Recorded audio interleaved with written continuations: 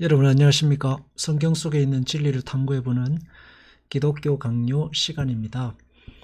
어, 오늘은 스콜라찰 학자들의 주장에 대한 반박에 대해서 살펴보겠습니다.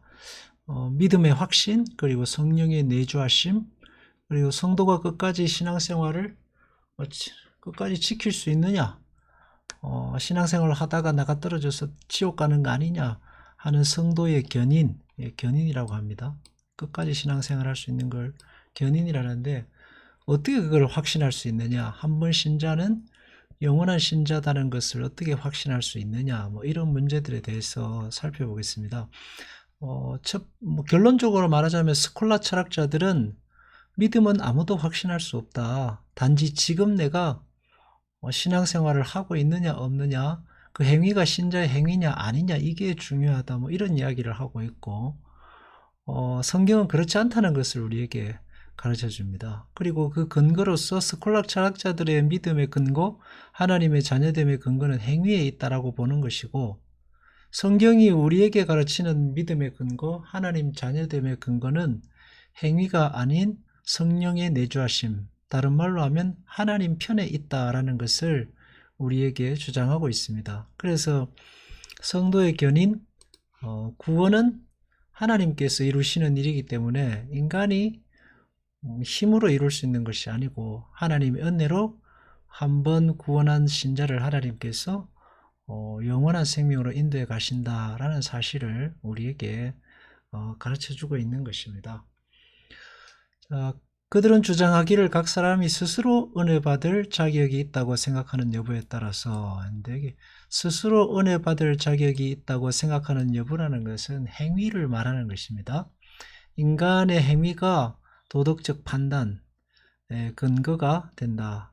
그 하나님이 은혜 베풀 자와 은혜 베풀지 않을 자를 판단하실 때에 하나님의 판단의 근거는 인간의 윤리적 행위가 된다라고 주장하는 겁니다. 물론 이렇게 주장하는 그 이유는 충분히 이해할 수 있습니다. 왜냐하면 그렇게 해야 사회 질서가 유지되고, 또 그렇게 해야 사람들이 사람답게 살게 되고 하는 문제, 그래야지 사람들이 그 복을 받기 위해서라도 어떤 윤리적인 선을 넘어서지 않고 또 열심히 살 것이고 충성스럽게 살 것이고 하는 그런 생각을 가질 수 있습니다.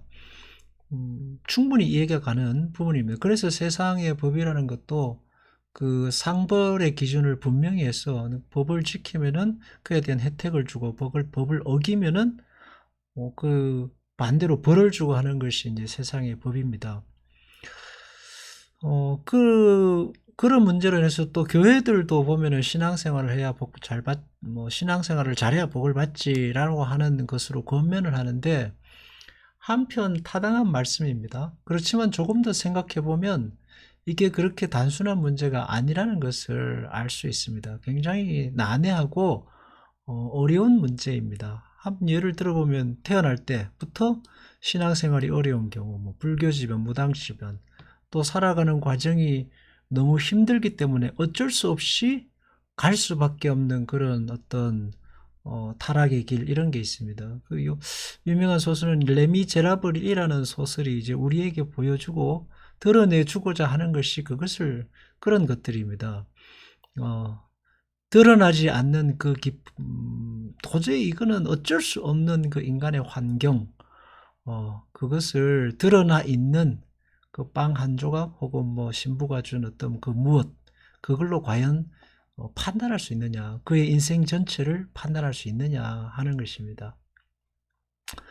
만약 인간이 행하는 그 행위에만 근거를 두게 되면은 절망 중에 있는 영혼이 구원 얻을 길은 영원히 불가능하게 되는 거죠. 신약 성경에 나와 있는 세리, 그 다음에 또 간음하는 여인 창기들, 그리고 문둥병자들, 이런 사람들 불가능하게 되는 것입니다. 근데 그렇게 되면은 하나님이 하나님의 그 공의와 하나님의 전지전능하심과 하나님의 은혜와 사랑은 도무지 찾아볼 길이 없게 되는 거죠. 그래서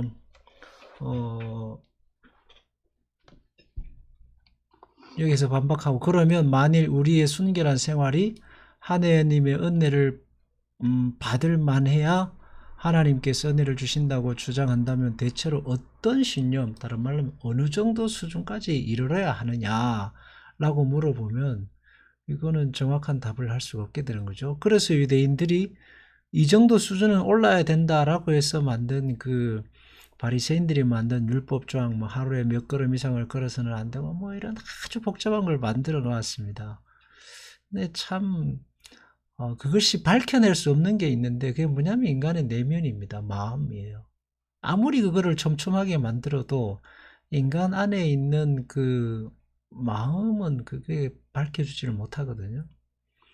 결국은 어떻게 되냐면 나는 순결하다고 외치는 위선자들만이 가득하게 되는 거죠. 그래서 행위로 판단되는 세상은 너무나도 단편적인 세상이 되는 겁니다.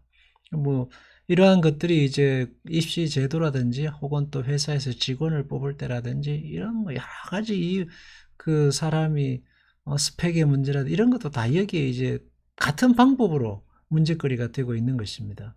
그래서 주님께서는 바리새인들을 향해서 회칠할 무덤이라고 했습니다.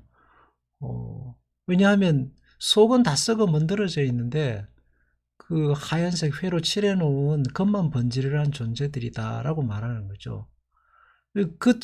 속은 다 썩어 문드러져 있고 겉만 번지르르한데 자기들의 존재가 얼마나 썩어 문드러져 있는 존재라는 사실은 보지 못했던 겁니다. 그러니까 예수님을 끝까지 배척하고 회개하지 않는 것입니다. 인간의 저 깊은 내면에 담겨져 있는 추악한 폭력성, 이기심이라는 것은 어떤 것으로도 어떤 도덕적이고 윤리적인 행위로 포장해도 그게 사라지지 않습니다. 뭐 우리 스스로도 우리 자신을 조금만 정직하게 우리 내면을 돌아보면 잘 알 수 있게 있습니다. 그죠? 그래서 인간이 구원의 근거는 절대로 인간의 행위가 될 수 없고 하나님의 은혜가 아니면 그 어떤 방식으로도 가망성이 없는 존재죠. 그래서 은혜만이 유일한 인간의 구원의 출구이고 또 은혜가 하나님의 공의입니다. 왜냐하면 뭐 사람들은 질문합니다. 하나님 이 사람을 어떻게 쭉 보내고 저 사람을 어떻게 쭉 보내냐. 그러면 사람은 알 수 있을까요? 하나님만이 정확하게 보시고 하나님만이 정확하게 판단하십니다. 수요하시고 이끌어 가시고 완성해 가시는 거예요. 인간은 자기 자신부터 비롯해서 다른 사람에 이르기까지 그 무엇도 제대로 판단하고 보고 할 수 없습니다. 그래서 하나님께서 판단하는 자가 되지 말고 선생이 되지 말라고 하십니다. 주님께서 말씀하시잖아요. 판단하는 자가 되지 말고 선생이 되지 말고 너희는 하나님 앞에서 너희가 어떠한 존재인지를 알아서 너희의 길을 가라고 하시는 겁니다. 의인이며 악인이며 제사 드리는 자와 드리지 않는 자 결국 일반이다. 결국은 다 인간은 죽음에 처하게 되는 존재다라는 것을 전도서가 우리에게 가르치는데 그 인간의 죽음이 우리에게 가르치는 문제는 뭐냐면 인간이 하나님 앞에 어떤 존재인가라는 사실을 증명해 주고 있습니다. 성경적 용어로 빌리자면 죄인이라는 사실을 우리에게 증명해 주고 있죠. 지위가 높은 사람이나 낮은 사람이나 어떤 사람이든지 다 인간은 죽음을 맞이하게 되어 있습니다. 근데 인간이 이 땅에 살아가면서 살아간 그 모든 삶의 죽음 너머에서 인간을 판단하시는 것은 유일한 하나님만이 유일하십니다. 이 땅이 아무리 인간이 보기엔 도덕적 삶으로 윤리적으로 바른 삶으로 꾸며져 있다고 할지라도 그 뒤편에 있는 것은 사람은 보지 못합니다. 하나님은 보십니다.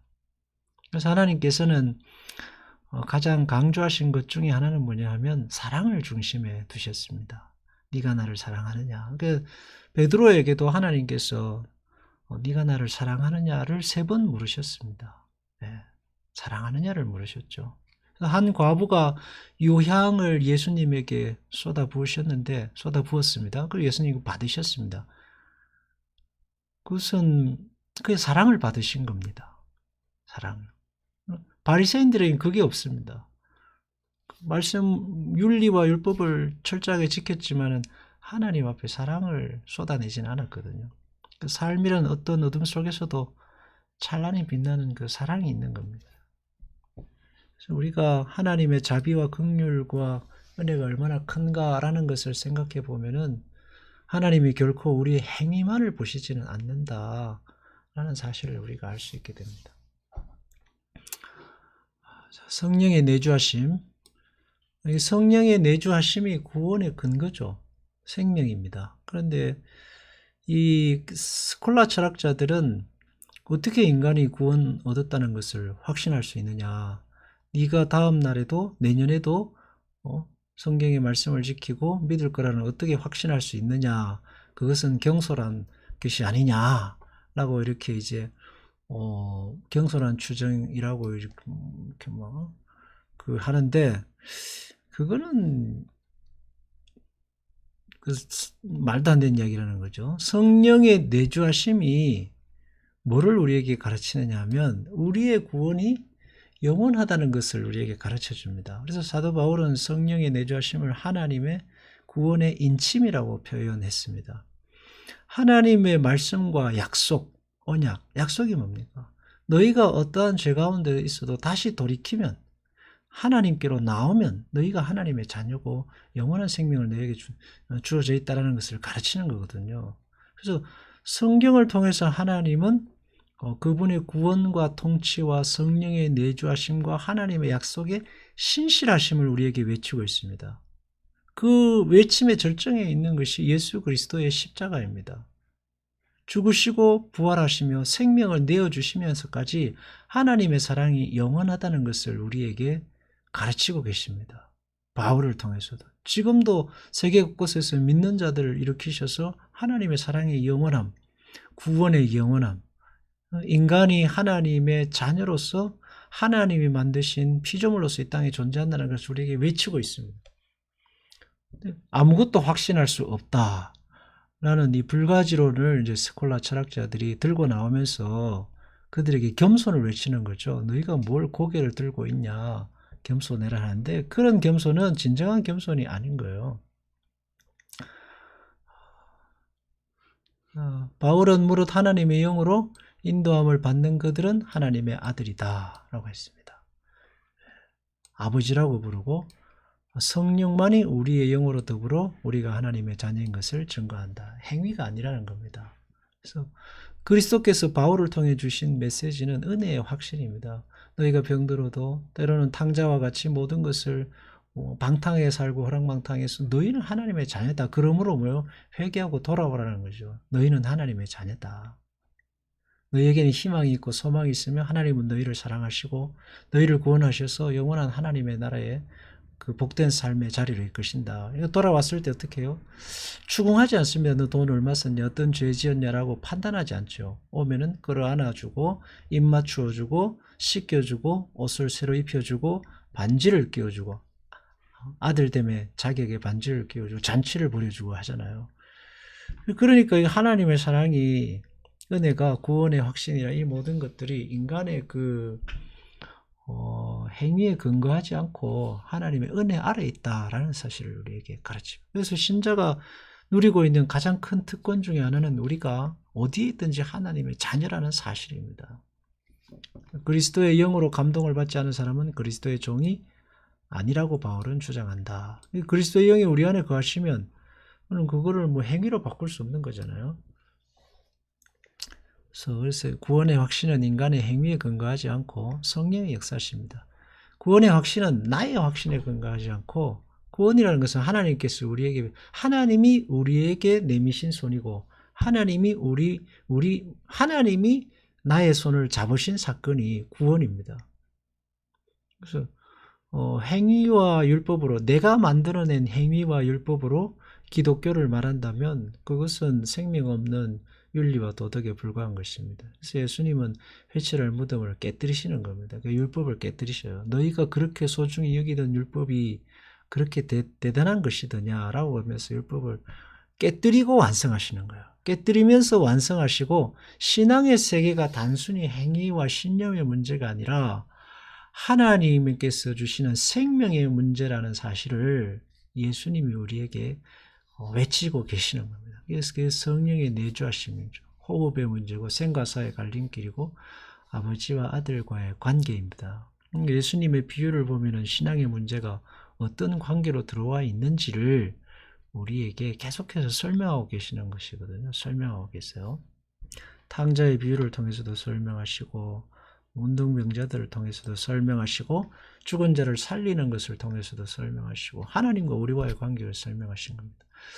우리가 성령을 받아야 한다는 것을 부인하지 않으나 확신을 내세우지 않는 것이 겸손한 태도다. 스콜라 철학자들, 성령을 받아야 되지. 그렇지만 그렇다고 해서 네가 구원받았다고 말하는 것은 그건 좀 교만한 거 아니냐라고 했는데, 확신할 수 없기 때문에 겸손해야 한다는 이 스콜라 철학자들의 이 말은 뭐랄까요, 신자를 불안 속에 떨게 하고 그 교회의 그 통치 아래 두게 하기 위한, 국가의 통치 아래 두기 위한 그 수단이죠. 그러면 우리가 신앙생활 할 필요가 없는 거잖아요. 그죠?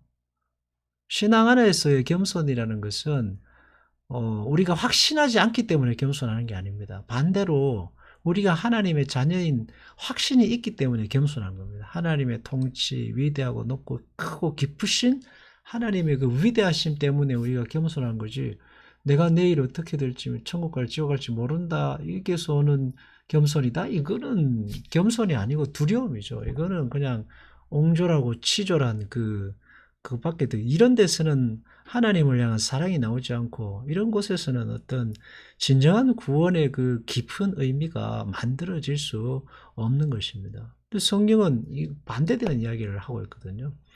근데 문제는 뭐냐면, 이렇게 되면은 신앙이 사람들이 볼 때 힘이 없어집니다. 동기부여가 분명하지 않게 되는 거예요. 열심히 살아라 해야 되는데 동기부여가 분명하지 않게 돼요. 힘이 없어져요. 그러니까 인간이 보기에 힘 있는 곳으로, 인간이 보기에 실용주의, 논리적 곳으로 이제 가게 되는 거죠. 그렇지만 정말 진정한 힘은 조건 없는 사랑에 있다라고 할 수 있습니다. 하나님의 사랑의 위대함입니다. 신자의 그 모든 것은 반대편에 있죠. 하나님의 사랑과 영원하신 약속에 근거하여 죽고 살며 고난을 감당합니다. 하나님께서 나를 구원하신, 내가 신자라는 거기서 두려움이 오고, 내가 신자라는 거기서 겸손이 오는 거죠. 나는 나 자신은 늘 의심하는 존재고, 나 자신은 늘 불완전한 존재지만, 하나님이 내가 누구인가를 하나님이 나한테 늘 확인시켜 주시니까 거기서 겸손이 오는 겁니다. 그 탕자의 비유를 보십시오. 완전히 개차반으로 살고 가진 돈 다 탕진해도 어디로, 내가 돌아갈 것은 아버지 집밖에 없다라고 돌아가잖아요.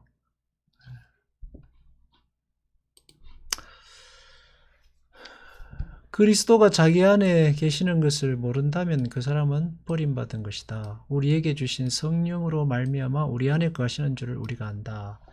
우리의 구원의 확신은 어디서? 우리 안에 계신 성령을 통해서 오죠. 신앙을 고백하게 하시고, 성령께서 우리에게 신앙을 고백하게 합니다. 내가 하나님의 자녀인 사실을 고백하게 하고, 기도하게 하고, 회개하게 하고, 마음의 양심의 가책을 일으키고, 하나님 때문에 고난을 이기게 하시고, 이런 모든 성령이 우리 안에 살아 계셔서 하나님을 멀리 떠나면 불안한 마음을 주시고 하셔서 우리를 하나님의 자녀된 것을 늘 때로는 긍정적인, 때로는 부정적인, 때로는 축복으로, 때로는 고난으로 우리에게 가르치십니다. 그래서 그 테두리를 떠나지 않게 하시는 거죠. 그래서 신자에게 영원한 그리고 유일한 안식처는 하나님 품 안이 되는 것입니다.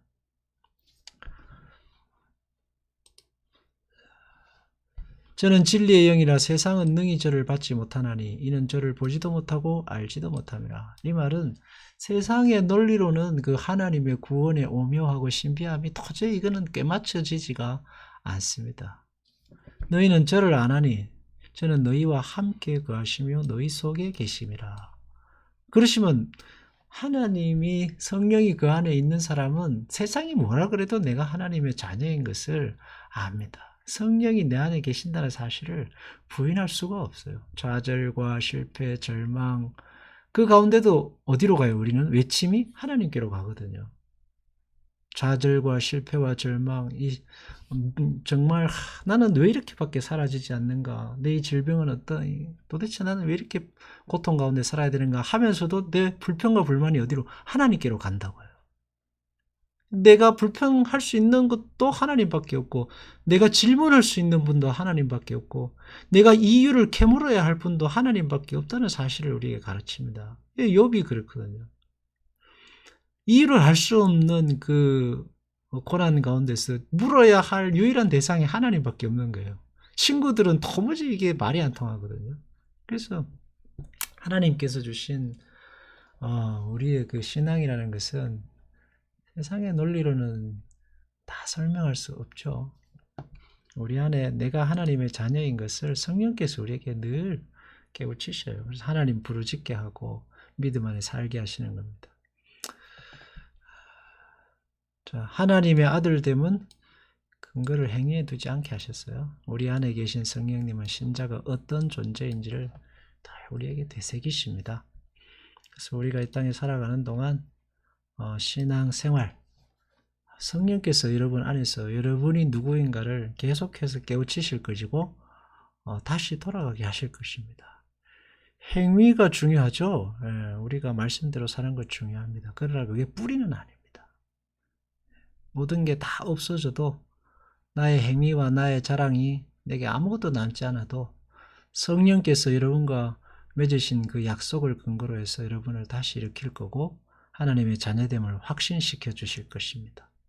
다시 일어나게 하신다는 거죠. 이게 구원이고 그게 구원의 위대함이고 그것이 세상의 윤리와 도덕과 종교와 다른 하나님의 위대하신 구원의 은혜가 아니겠어요? 기도하겠습니다. 하나님, 우리를 위대한 구원 안에 있게 하신 것을 감사합니다. 우리는 오늘은 잘 살다가도 내일은 넘어지며 이유 없이 절망하는 존재임에도 불구하고 성령께서 우리 안에 살아계셔서 우리의 손을 잡아주시고 하나님 품 안에 살게 하시고 하나님을 의지하여 다시 이 땅에 도전하게 하심을 감사합니다. 주께서 우리와 영원히 함께 하시오니 이 믿음과 이 은혜와 이 사랑 속에 오늘도 다 내 믿음으로 살게 하소서. 예수님 이름으로 기도합니다. 아멘.